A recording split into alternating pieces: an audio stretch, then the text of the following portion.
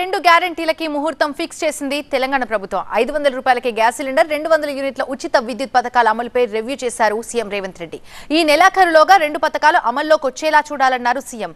RTC బస్సులో ఏ విధంగా అయితే జీరో టికెట్ లాగే కరెంటు వినియోగదారులకు కూడా జీరో బిల్ ఇవ్వాలని నిర్ణయించారు. 500కే గ్యాస్ సిలిండర్, 200 యూనిట్ల లోపు వాడితే ఉచిత విద్యుత్. మరి ఈ రెండు పథకాలకు అర్హులు ఎవరు?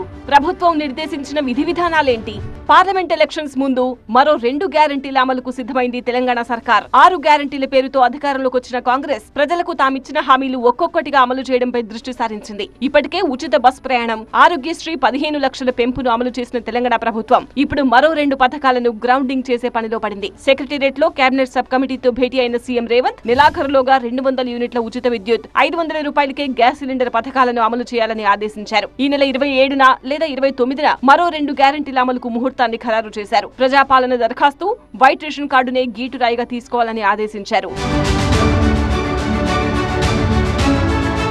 గృహజ్యోతి పథకంలో భాగంగా 200 యూనిట్ల ఉచిత విద్యుత్, 500 రూపాయలకే గ్యాస్ సిలిండర్ విధి విధానాలపై కేబినెట్ సబ్ కమిటీతో చర్చించారు సీఎం రేవంత్ రెడ్డి. గ్యాస్ కు ప్రభుత్వం ఇచ్చే సబ్సిడీ నేరుగా లబ్ధిదారుల ఖాతాల్లో జమ చేయాలా లేక ఏజెన్సీలకు ఇవ్వాలా అనే దానిపై సుదీర్ఘంగా చర్చించారు. 500 రూపాయలకే గ్యాస్ సిలిండర్ సాధ్యాసాధ్యాలపై సివిల్ సప్లై అధికారులు, ఆర్థిక శాఖ అధికారులను వివరాలు అడిగి తెలుసుకున్నారు. ఎలాగైనా సరే లబ్ధిదారులు 500కే గ్యాస్ సిలిండర్ పొందేలా చూడాలని, ప్రజలకు అనువైన విధానాన్ని రూపొందించాలని అధికారులకు సూచించారు సీఎం రేవంత్. ఆర్టీసీలో జీరో టికెట్ లాగే 200 యూనిట్ల లోపు వాడే వారికి జీరో బిల్ ఇవ్వాలన్నారు సీఎం. మార్చి మొదటి వారం నుంచి గృహజ్యోతి పథకం కింద అర్హులైన వారందరికీ జీరో బిల్ అందించాలని ఆదేశించారు.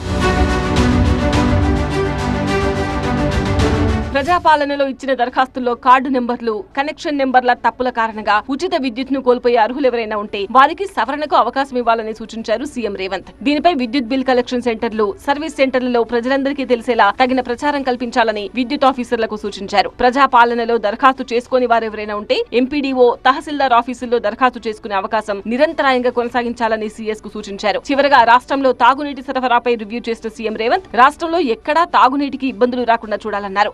ఎండాకాలాన్ని దృష్టిలో ఉంచుకుని తాగునీటి సరఫరాకు తగిన ఏర్పాట్లు చేసుకోవాలని సూచించారు.